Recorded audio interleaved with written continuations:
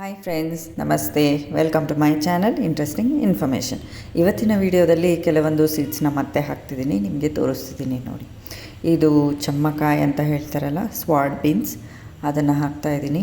ನಾನು ಈಗ ಸೀಡ್ಸ್ ಎಲ್ಲದನ್ನು ಕೂಡ ಸೀಡ್ಲಿಂಗ್ ಟ್ರೇಸಲ್ಲೇ ಹಾಕ್ತಾಯಿದ್ದೀನಿ. ಸೊ ನಿಮಗೂ ಕೂಡ ತೋರಿಸ್ತಾ ಇದ್ದೀನಿ. ಈ ಸೀಡ್ಸ್ ಹಾಕಿದ್ಮೇಲೆ ಅದು ಸೀಡ್ಲಿಂಗ್ಸ್ ಫಾರ್ಮ್ ಆದಮೇಲೂ ಕೂಡ ಹೇಗೆ ನಾನು ರೀಪಾಟ್ ಮಾಡ್ತಿದ್ದೀನಿ, ಸೀಡ್ಲಿಂಗ್ಸ್ನ ಟ್ರಾನ್ಸ್ಪ್ಲಾಂಟ್ ಹೇಗೆ ಮಾಡ್ತೀನಿ ಅನ್ನೋದು ಕೂಡ ನನ್ನ ವಿಡಿಯೋಗಳಲ್ಲಿ ನಾನು ತೋರಿಸ್ತೀನಿ. ಸೊ ವಿಡಿಯೋನ ಸ್ಕಿಪ್ ಮಾಡದೆ ನೋಡ್ತಾಯಿರಿ. ನೋಡಿದ್ರಲ್ಲ, ಸ್ವಾಟ್ ಬೀನ್ಸ್ ಆಯಿತು. ನೆಕ್ಸ್ಟು ನಾನಿಲ್ಲಿ ಹಾಕ್ತಿರೋದು ಇದು ವೈಟ್ ಚಿಕ್ಕಡು. ನಾನು 5 ಸೀಡ್ಸ್ನ ಹಾಕ್ತಾಯಿದ್ದೀನಿ.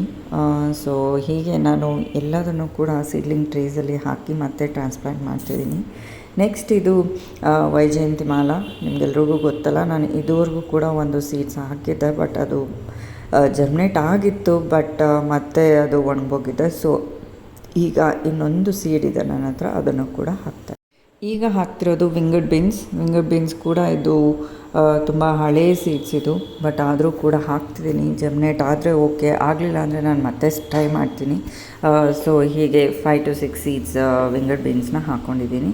ನೆಕ್ಸ್ಟ್ ಇದು ಡಬಲ್ ಬೀನ್ಸ್ ನನಗೆ ಗೊತ್ತಿರೋ ಹಾಗೆ ನಮ್ಮ gardening group CTG group friends ಕೊಟ್ಟಿರೋ ಅಂಥದ್ದು. ಇದನ್ನು ಕೂಡ ಹಾಕ್ಕೊಂಡಿದ್ದೀನಿ. 3 ಸೀಡ್ಸ್ ಇತ್ತು ನನ್ನ ಹತ್ರ, 3 ಸೀಡ್ಸ್ನ ಕೂಡ ಹಾಕಿದ್ದೀನಿ.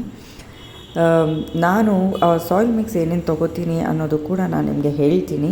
ಈ ವಿಡಿಯೋನ ಸ್ಕಿಪ್ ಮಾಡಿದೆ ನೋಡಿ. ಇದು ಸೊರ. ಸೊ ಇದರಲ್ಲಿ 2 ರೀತಿಯಾದ ಸೊರ ಸೀಡ್ಸ್ ಇದೆ. ಒಂದು ರೌಂಡ್ ಸೊರ, ಹಾಗೆಯೇ ಒಂದು ಲಾಂಗ್ ಸೊರ. ಎರಡೂ ಕೂಡ ನಾನಿಲ್ಲಿ ಮಿಕ್ಸ್ ಮಾಡಿ ಹಾಕಿದ್ದೀನಿ. 1 ಲೈನ್ ಸೊರ ಸೀಡ್ಸ್ನ ಹಾಕಿದ್ದೀನಿ.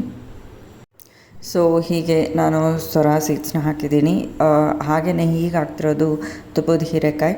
ಸೊ ನಾನು ನಿಮಗೆ ಮುಂಚೆ ಕೂಡ ತೋರಿಸಿದ್ದೆ ತುಪ್ಪದ ಹೀರೆಕಾಯಿ ಹಾಕೋದು ಹೇಗೆ ಅಂತ. ಸೊ ಈಗ ಕೂಡ ಹಾಕ್ತಿದ್ದೀನಿ. ಇದು ಸೀಡ್ಸ್ ಕೂಡ ಅಷ್ಟೇ ನನಗೆ ಫ್ರೆಂಡ್ಸ್ ಕಡೆಯಿಂದ ಸಿಕ್ಕಿರುವಂಥ ಸೀಡ್ಸು. ನಾನು ಈ ಸರಿ ತುಪ್ಪದ ಹೀರೆಕಾಯಿ ಸೀಡ್ಸ್ನ ಕಲೆಕ್ಟ್ ಕೂಡ ಮಾಡಿದ್ದೀನಿ. ಆ್ಯಕ್ಚುಲಿ ತುಪ್ಪದ ಹೀರೆಕಾಯಿ ಸೀಡ್ಸಲ್ಲಿ 2 ರೀತಿಯಾದ ಸೀಡ್ಸ್ ಬರುತ್ತೆ, ಬ್ಲ್ಯಾಕ್ ಮತ್ತು ವೈಟ್ ಎರಡೂ ಬರುತ್ತೆ. ಸೊ ಇಲ್ಲಿ ನಾನು ಹಾಕಿರುವಂಥದ್ದು ವೈಟದು. ಈಗ ಹಾಕಿರೋದು long beans, I think red long beans ಅದು. ಸೊ ಅದನ್ನು ಕೂಡ ಹಾಕಿದ್ದೀನಿ. ಇದು ಬೆಂಡ ಸೀಡ್ಸ್, ಇದು ರೆಡ್ ಬೆಂಡ ಸೀಡ್ಸ್, ಇದು ರೆಡ್ ಓಕ್ರಾ. ಇದನ್ನು ಕೂಡ ಹಾಕಿದ್ದೀನಿ. 3 ಸೀಡ್ಸನ್ನು ಹಾಕಿದ್ದೀನಿ. ನಾನಿಲ್ಲಿ ಎಲ್ಲದನ್ನು ಸೀಡ್ಲಿಂಗ್ ಟ್ರೇಲಿ ಹಾಕಿನೇ ರಿಪೋರ್ಟ್ ಅನ್ನೋದನ್ನು ಮಾಡ್ತಾಯಿದ್ದೀನಿ. ಸೊ ಯಾರೂ ಕೂಡ ಮಿಸ್ ಮಾಡಬೇಡಿ, ನಾನು ನಿಮಗೆ ತೋರಿಸ್ತೀನಿ ನಾನು ಹೇಗೆ ರಿಪೋರ್ಟ್ ಮಾಡ್ತಿದ್ದೀನಿ ಅನ್ನೋದು ಕೂಡ. ಇದು ಇನ್ನೊಂದು ವೆರೈಟಿಯ ಸೊರಾ ಸೀಡ್ಸ್ ಇದು, ಇದನ್ನು ಕೂಡ ಹಾಕ್ತಿದ್ದೀನಿ. ಹಾಗೆಯೇ ಇದು ನಾರ್ಮಲ್ ಬೆಂಡ, ನಾರ್ಮಲ್ ಓಕ್ರಾ ಸೀಡ್ಸ್ ಇದು. ಸೊ ಈ ಬೆಂಡೆಕಾಯಿ ಸೀಡ್ಸ್ನ ಕೂಡ ಹಾಕ್ತಿದ್ದೀನಿ. ಬೆಂಡೆಕಾಯಿ ಸೀಡ್ಸು ನಾನು ಹಾಕಿದ್ಮೇಲೆ ನಾನು ಕಲ್ತಿದ್ದೇನು ಅಂತಂದರೆ, ಬೆಂಡೆಕಾಯಿ ಸೀಡ್ಸ್ನ ನಾವು ಯಾವ ಕಂಟೈನರಲ್ಲಿ ಬೆಂಡೆಕಾಯಿ ಗಿಡ ಬೆಳಿಬೇಕು ಅಂತಿರ್ತೀವಿ ಅದರಲ್ಲಿ ಡೈರೆಕ್ಟಾಗಿ ಹಾಕೋದು ಬೆಟರು. ನಾವು ಸೀಡ್ಲಿಂಗ್ ಟ್ರೇಲಿ ಹಾಕಿ ರಿಪಾಟ್ ಕೂಡ ಮಾಡ್ಕೋಬೋದು, ಬಟ್ ಕೆಲವೊಮ್ಮೆ ರಿಪಾಟ್ ಮಾಡೋ ಅಷ್ಟರಲ್ಲಿ ಅದು ಹಾಳಾಗೋ ಚಾನ್ಸಸ್ ಕೂಡ ಇರುತ್ತೆ. ಸೊ ಅದರಿಂದ ನೋಡಿಕೊಂಡು ಹಾಕ್ಕೋಬೇಕಾಗತ್ತೆ. ಇದು ಕ್ಲವ್ ಬೀನ್ಸ್ ಸೀಡ್ಸ್ ಕೂಡ ನನ್ನ ಹತ್ರ 3 ಸೀಡ್ಸ್ ಇದೆ. 3 ಸೀಡ್ಸ್ನು ಕೂಡ ಹಾಕ್ಕೋತಾ ಇದ್ದೀನಿ. ಕ್ಲವ್ ಬೀನ್ಸಲ್ಲಿ 2 ರೀತಿಯಾದ ಕ್ಲವ್ ಬೀನ್ಸ್ ಇದೆ. ಒಂದು ರೆಡ್ ಮತ್ತು ಇನ್ನೊಂದು ವೈಟ್, ಎರಡೂ ಇದೆ.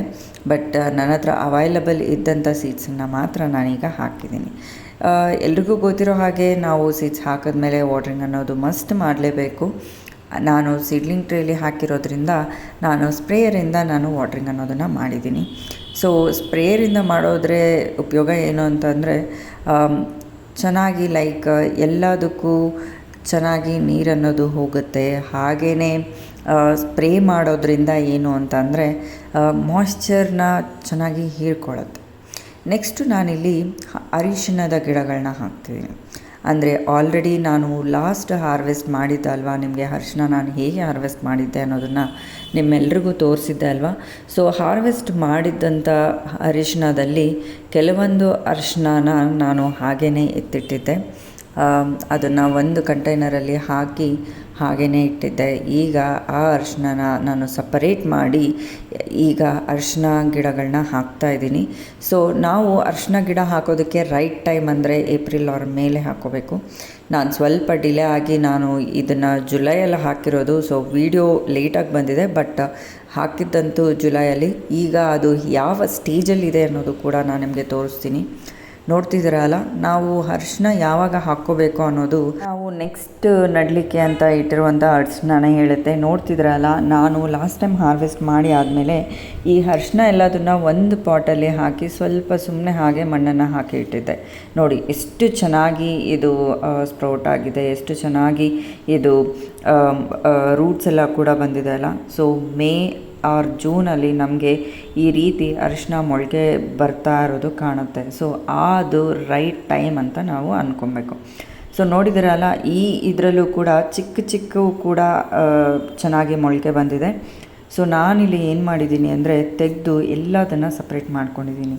ಹಾಗೆಯೇ ನಾವು ಹಾಕ್ಕೊಳ್ಳುವಂಥ ಕಂಟೈನರ್ಸಲ್ಲಿ ನಾವು ಅರಿಶಿನ ಹಾಕ್ಕೊಳ್ಳೋ ಕಂಟೈನರ್ಸಲ್ಲಿ ವಾಟರ್ ತುಂಬ ನಿಲ್ಲಬಾರ್ದು, ಆ ಥರ ಕಂಟೈನರ್ಸ್ನ ಚೂಸ್ ಮಾಡ್ಕೋಬೇಕಾಗತ್ತೆ. ಸೊ ಮರಳನ್ನು ಯೂಸ್ ಮಾಡಿ ನಿಮ್ಮ ಸಾಯಿಲ್ ಮಿಕ್ಸಲ್ಲಿ.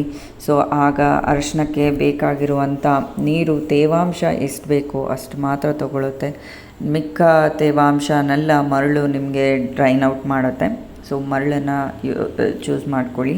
ಹಾಗೆಯೇ ನಾನಿಲ್ಲಿ ಹಳೆ ಮಣ್ಣು ಏನಿತ್ತಲ್ಲ ಅದರಲ್ಲೇ ಕಂಪೋಸ್ಟು ಮರಳು ಎಲ್ಲದನ್ನು ಹಾಕಿ ಮಿಕ್ಸ್ ಮಾಡಿರೋವಂಥದ್ದು. ಈಗ ಒಂದೊಂದೇ ಅರಿಶಿನ ಸಪ್ರೇಟ್ ಮಾಡಿ ಹಾಕ್ತಿದ್ದೀನಿ. ಒಂದು 2 ಇಂಚ್ ದೂರದಲ್ಲಿ ನಾವು ಅರಿಶಿನ ಹಾಕ್ಕೋಬೇಕಾಗತ್ತೆ. ಅಂದರೆ ಒಂದು ಅರಿಶಿನದಿಂದ ನೆಕ್ಸ್ಟ್ ಅರಿಶಿನಕ್ಕೆ 2 ಇಂಚು ದೂರ ಆದರೂ ಇರಲೇಬೇಕಾಗತ್ತೆ. ಸೊ ಆವಾಗ ನಮಗೆ ಅರಿಶಿನ ಚೆನ್ನಾಗಿ ಫಾರ್ಮ್ ಆಗುತ್ತೆ. ಸೊ ಇದರಲ್ಲಿ ಹೇಳಬೇಕು ಅಂದರೆ ಒಂದು 6 ಇಲ್ಲ 7 ಇಡ್ಬೋದು. ನಾನು ಸ್ವಲ್ಪ ಜಾಸ್ತಿನೇ ಇಟ್ಟಿದ್ದೀನಿ. ಏಕೆ ಅಂದರೆ ಕೆಲವೊಂದು ಸರಿ ಕೊಳ್ತೋಗುತ್ತೆ, ನೀರು ಹೆಚ್ಚಿಗೆ ಹಾಕಿರ್ಬೋದು ನಾವು. ಆ ಥರ ಆಗೋದ್ರಿಂದ ನಾನೇನು ಮಾಡ್ತೀನಿ ಅಂದರೆ 1 ಇಲ್ಲ 2 ಪೀಸ್ ಅನ್ನೋದು ಜಾಸ್ತಿನೇ ಇಟ್ಟಿರ್ತೀನಿ. ಸೊ ನೀವು ಕೂಡ ನೋಡ್ಕೊಳ್ಳಿ. ನಮಗೆ ಅರಿಶಿನ ಚೆನ್ನಾಗಿ ಬರಬೇಕು ಅಂದರೆ ಸಾಯಿಲ್ ಮಿಕ್ಸ್ ಚೆನ್ನಾಗಿರಬೇಕು.